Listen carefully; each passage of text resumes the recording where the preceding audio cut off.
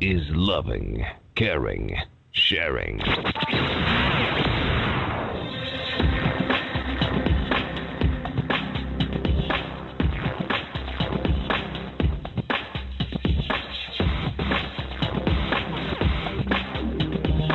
That's right. It is Friday night, and that means one thing and one thing only. Ladies and gentlemen, it is Mark Mercer's Loving, Caring, Sharing, exclusively on the North Star Network. Now, I'll tell you, I've been waiting all week for this. How about you, Steve?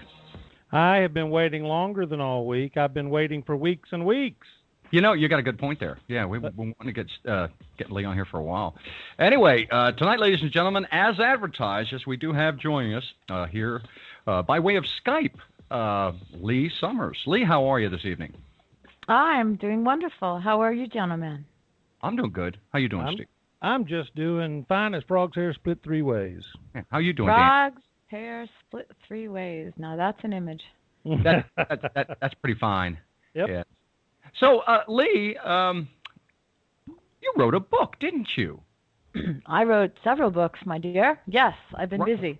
Yeah, you've written a couple, okay, but we're going to get to this one book that we've been talking about for a while now in a little bit. But what I want to do is, for all of our listeners, is I want to take we're going to take a little bit of time here. You know, there's folks around the world that are listening.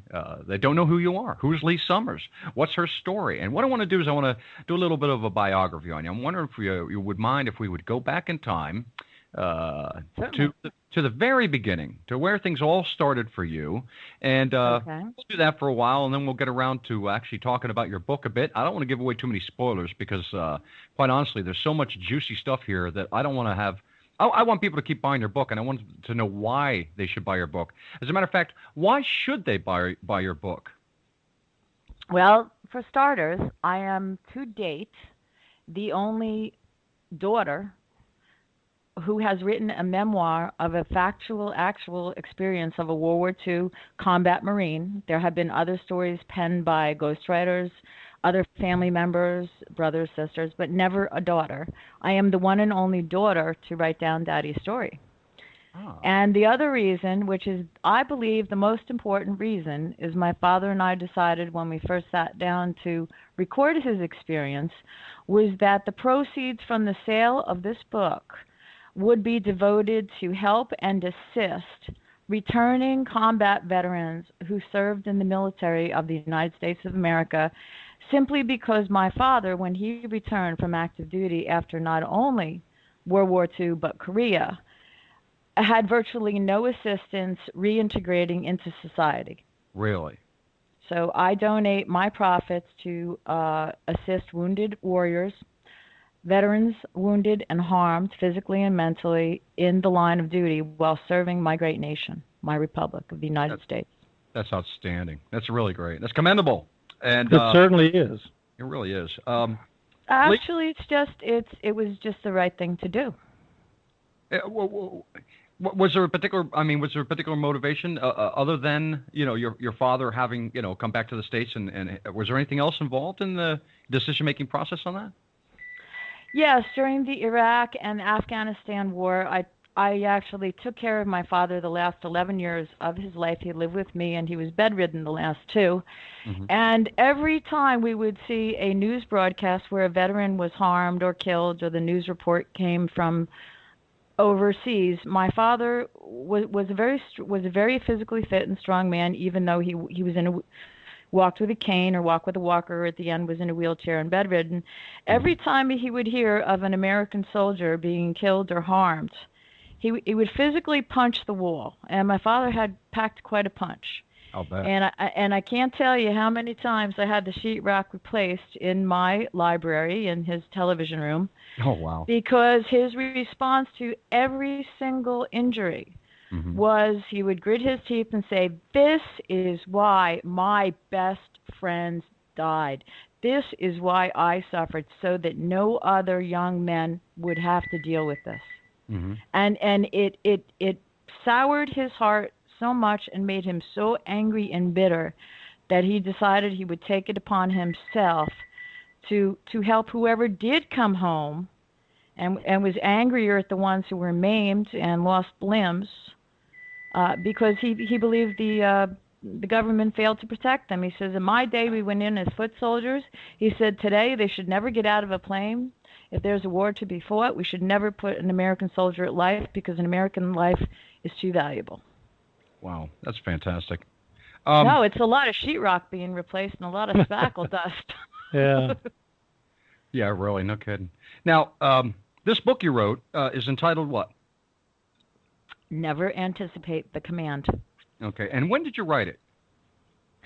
I started writing the book when I was about 6 or 7 years old. Really, it goes back that far? Yes, I was what you term the late life baby. My father was probably 52 when I was born. I was the oops baby, and every night after dinner, my brothers would take off and do their thing, and my mother would roll her eyes and say, "Oh God, not another war story." And I would sit there in the high chair, held captive, and thought it was normal to sit there for 2 hours every night after dinner and listen to my dad recount what he thought was important to discuss and to teach me. Okay. So I just grew up with it. I didn't know any different. Okay. Well, folks, Never Anticipate the Command is the first in a series to share Henry's remarkable stories of being a U.S. Marine during World War II and the Korean War, as told through Lee. Henry reveals how, as a young man from New Jersey, he enlisted in the United States Marine Corps after Pearl Harbor and fought the Japanese in the brutal Pacific Campaign. Now, we're going to get to your book in just a little while. Now, can you tell us a little bit about what life was like for you growing up in New Jersey? You know, your earliest memories. I will say I come from a very beautiful place. It's considered horse country. If you know anything about horses, there are more horses bred where I live in New Jersey than even in the state of Kentucky or Florida. Really? One of the world's greatest jockeys, Julie Crone, woman jockey, has a farm about 4 or 5 miles from where I live. I grew up in horse country. Oh. And we also border on the beach. I grew up as a kid on the beach, surfing, swimming, sailing. And I really lived a rather charmed life, and I'm very grateful for that now because the second part of my life was very difficult and challenging and trying. And I'm very glad I had a magical childhood. It was either on the beach, swimming, on horses, going to the World's Fair in New York, traveling with my parents who were very well traveled. Mm-hmm. And I was the youngest child. I was the only girl, and I really had a wonderful, fabulous childhood. I have no gripes. Now, you really, your dad really took you under his wing as a little kid, didn't he? But you had kind of an unusual childhood in the beginning, didn't you? I mean, compared to your neighborhood kids. Truly, yes, indeed. Well, yes, I did. From what I read, most kids would go to bed and, "Daddy, read me a story," and they'd read the story about the fluffy bunny under the rainbows, dancing with the happy jelly beans. You didn't hear those kind of stories growing up, did you? Not a one. What was your childhood like? Your memories of your dad and how you guys interacted? Bedtime stories, things like that. I spent a lot of time with my dad because he worked 2 jobs. So by the time he did get home, I was, I was very devoted to my dad. And my mother was a stay-at-home mother, and we did a lot during the day. And she was a great mom, much better mother than I'll ever hope to be. Uh-huh. Being honest, patient, loving, and wonderful. But when my dad got home, life began. My eyes opened. I was happy as heck. Daddy's home. Mm-hmm. And I was his greatest fan, and I think he had been through so much that, in a way, I might have been the bonus crumb life through him, because I really was I was his number one cheerleader and his fan. So after whatever, I would pick his tie out because he worked in the city, uh-huh. And he very nice job, and he commuted daily. If you grew up in this area, everyone's parents either went on the train or the bus or the boat or the car and commuted to New York City. So we grew up in a bedroom community. So when dads came home, everyone ran home to see their dad. It was very exciting. It was wonderful. Okay. And the first thing he would do after dinner, he would shave. So I would shave with him. He would put shaving cream on my face, and I would take a spoon and shave while he shaved. And he says, nothing like a good clean shave. Marine shaves every day, whether they need it or not. Uh-huh. Right. And when I did go to bed, my dad put me to bed every night, or my mom or my brothers. But when my father put me to bed, he'd always tell me the story. And it always had something to do with his adventures during the war. They were never the fluffy bunny story. Right. Yeah. So he told you some pretty, I mean, he told you what was going on over there, didn't he? Graphic, bloody, blood and guts. Never change the ending to make it suitable or politically correct, whatever that would mean, or age appropriate. I really was never given anything age appropriate. So I look back on it, and in many respects, I was the ear that my father needed to voice off to get it out of his system, Right. which is a gift, which is also a very, very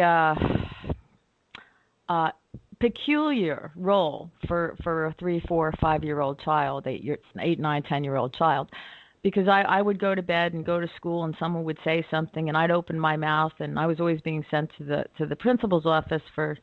I don't even know why I was sent to the principal's office, but they always clarified why. Uh-huh. Because kids were talking about fluffy bunnies, and I was talking about people getting their heads blown off, and the soldiers who would routinely remove the gold fillings from dead soldiers, or they'd go to get something and the soldier was booby trapped and they'd blow up and there'd be nothing but blood and guts around. And I also had to hear how my father cradled and held many of his brothers, his military brothers, as they screamed and died. Oh, wow. And so he gave no holds barred. He gave you the unvarnished version of what was going on. It wasn't like it wasn't sugar-coated a bit. No, and my mother would get very upset and run in the room and say, "Damn you, you were never debriefed. Don't do this to her." And then whisk him out of the room. And I never understood what debriefing meant. But he probably should have been debriefed. And now I have never been debriefed. So I need to be debriefed myself. Okay. So now, growing up, like, did you partake in, like, the kind of things that other girls were doing, like ballet or music lessons, choir? Oh, yes. I grew up. My mother was Austrian-Hungarian, and she had visions of being a concert pianist. And so I grew up chained to a piano, which was actually very good for me. And my older brother was an accomplished musician. So I grew up surrounded by music, and I did attend college on a full classical piano scholarship. And it was my mother's driving force that really pushed me into that, and it was something I'm very glad for. And to this day, my original piano teacher is her name is Ingrid Jacobson Clarefield, and as we speak, she she was a new teacher starting out when my mother met her and signed me up for classes when I was 5 years old. She's now the head of music at Princeton University. So, like I said, I really was so fortunate in so very many ways. Mm-hmm. And as far as swimming, I went to the beach every day. I had the cutest little clothes because my mother couldn't wait to have a daughter after 2 sons. Mm-hmm. And I rode my bike and had to climb trees, and I had a ball. But when my father showed up, where other kids did what they wanted, my father showed up, and 3 days a week, I was in charge of. I was number 2 in command of lawn maintenance, and we had a big yard. Okay. Now you kind of flew through the musical part. I'm a little intrigued about that. You actually became a classical pianist. Where did you start with piano? How old were you? Well, I started playing piano as soon as I could reach the keys, because my older brother, my brother was 15 years older than I, and he started as a child, played piano, self-taught himself guitar. So at age 2 or 3, I was listening to him playing duets and just clinking it out by ear. So we always had music in the house. Wow. Wow, she's just like me. Yeah. Daniel's a bit of a musical prodigy, freakazoid himself. Well, my brother was, being a product of the 60s, and he had me singing songs when I was 2 or 3. I think the first song I performed was I Can't Get No Satisfaction by Mick Jagger. Really? At age 3, it just didn't have the same punch, but we do have it on tape. Really? All right, so you started taking off in the piano. Was that like your main thing? I mean, did you devote yourself pretty much to just that, or when did you? It was always a side thing. I always played tennis, and horses was my big thing, and swimming was my big thing, and hanging out with my friends and just being a girl.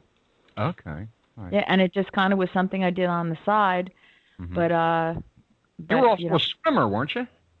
I was a swimmer.